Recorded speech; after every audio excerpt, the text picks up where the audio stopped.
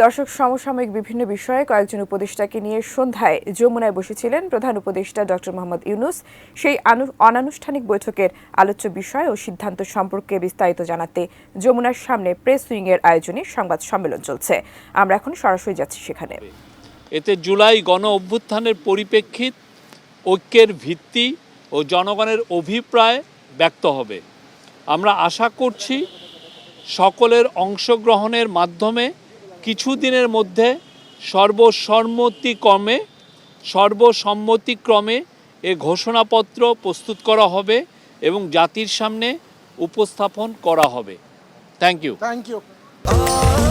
স্বাস্থ্যকর all time family cake, সব সময় অল টাইম হেলদি লাইফ।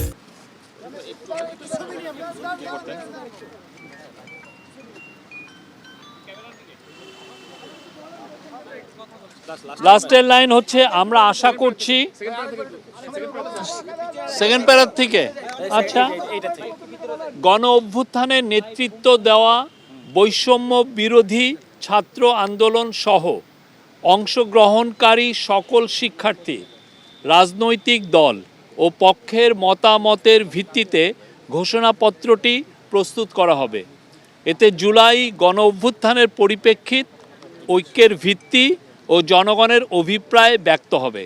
আমরা আশা করছি সকলের অংশগ্রহণের মাধ্যমে কিছুদিনের মধ্যে সর্বসম্মতিক্রমে এ ঘোষণাপত্র প্রস্তুত করা হবে এবং জাতির সামনে উপস্থাপন করা হবে।